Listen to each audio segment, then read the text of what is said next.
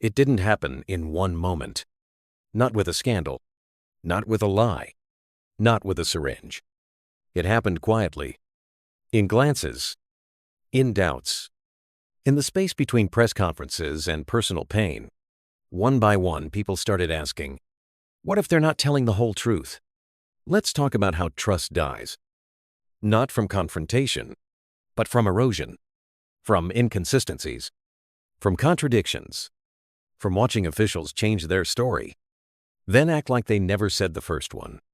During the COVID-19 pandemic, trust became fragile currency, and we all spent it. Fast. Let's talk about what was asked of us. Stay inside. Don't touch. Don't visit your dying parents. Don't bury your dead like you used to. Then get vaccinated. Then get boosted. Then get another. But each time the rules shifted, something deeper broke. Not just our routine, but our certainty. Let's talk about the scientific voice. In crisis, we look to science for clarity. But science is slow, iterative, cautious. Public messaging is not. So the narrative became jagged. Masks don't work. Everyone must wear a mask. Vaccines stop transmission. Vaccinated people can still spread it. Each reversal felt like betrayal, even if it was part of the scientific process. Because the public doesn't hear nuance. They hear whiplash. Let's talk about obedience fatigue. At first, we complied, sanitized everything, stayed home, clapped for healthcare workers. But over time, obedience stopped feeling like solidarity. It felt like submission. And when vaccine mandates appeared, many didn't see medicine. They saw control. Let's talk about how fear became weaponized. Daily death counts. Graph after graph. Images of overwhelmed hospitals. Alarms about variants with Greek letters. All meant to inform, but also to pressure, to push, to move behavior. And once people felt manipulated, they stopped listening. Let's pause. The vaccine itself may have saved millions, but the messaging broke something deeper. Because once trust is gone, even truth sounds like a lie.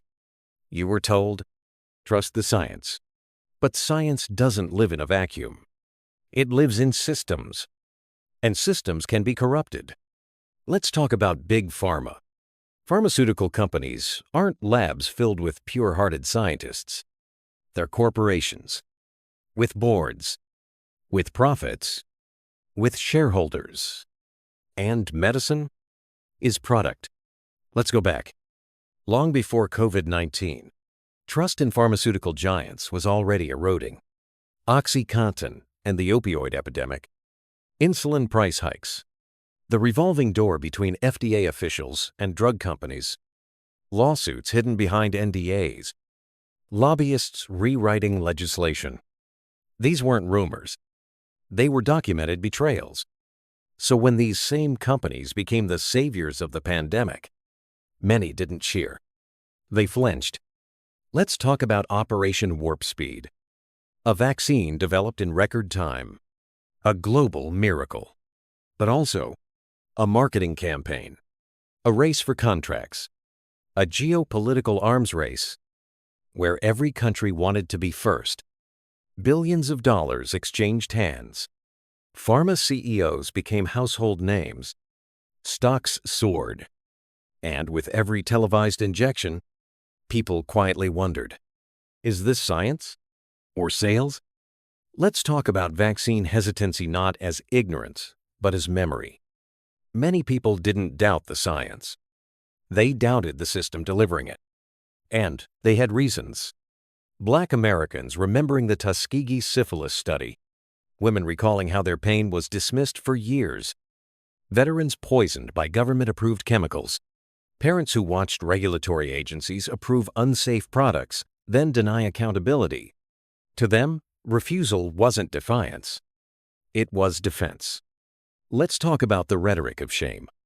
Instead of addressing these concerns, institutions doubled down.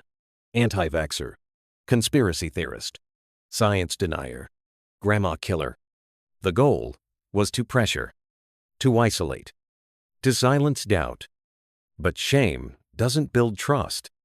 It builds resentment. People began seeking answers elsewhere, and the internet gave them plenty. Some helpful, most not. But at least it listened. Let's talk about narrative control. Major platforms crack down on misinformation. Posts deleted. Accounts banned. Even experts, if they deviated, were shadow banned. And while some disinformation deserved removal, the surgical suppression of alternative views felt less like protection and more like censorship. And censorship, even with good intent, always seeds suspicion. Let's talk about scientific gatekeeping. The public didn't just want data. They wanted debate. They wanted to see doctors disagree openly, to watch the process of science, not just the conclusions. Instead, they got talking points, sanitized answers, politicized endorsements. And once something is politicized, it's no longer neutral. It becomes tribal. And in a tribal world, you don't follow data. You follow identity. Let's pause. People didn't stop trusting science. They stopped trusting the system that spoke for it. Because somewhere along the way, that system stopped feeling like it served people and started feeling like it managed them. By the end of the pandemic, most people weren't fighting facts. They were fighting feelings, not statistics, but something deeper.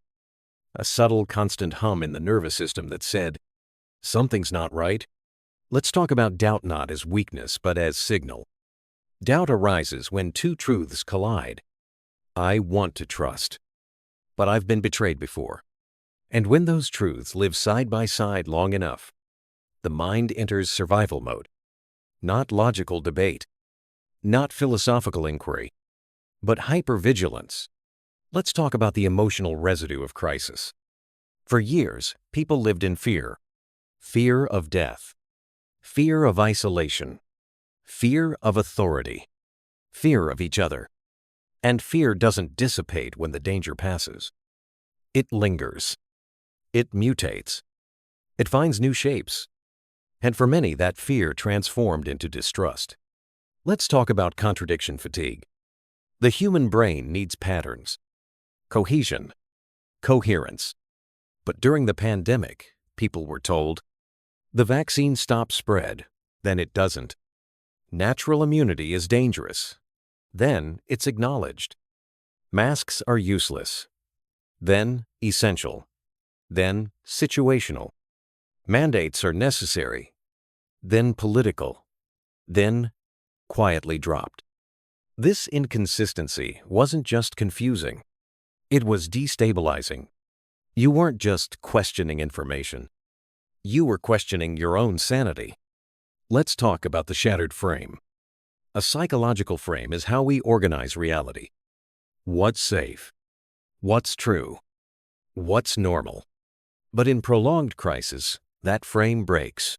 And when people tried to rebuild it, there was no shared reference point. Friends became enemies. Families split. Online echo chambers replaced real-world nuance. Everyone saw a different movie, lived in a different reality. And in that fragmentation, doubt became the only constant. Let's talk about the flood of alternative truths. Once mainstream trust fractures, people don't become more rational. They become more vulnerable to charismatic voices, to simple answers, to anyone who says, you're right to be angry, you're not crazy. This is how cults grow, how conspiracies spread, not through ignorance, but through disorientation. Let's talk about epistemic trauma. Yes, there is such a thing. It's the trauma that happens when your basic ability to tell what's true gets violated. It leaves you lost, suspicious, paranoid, not just of others, but of your own thoughts. You ask, can I trust this expert? Can I trust myself? Am I being manipulated again? And so, you shut down. Emotionally, intellectually, Socially, you become rigid because rigidity feels safer than openness. Let's pause. We didn't just experience a pandemic.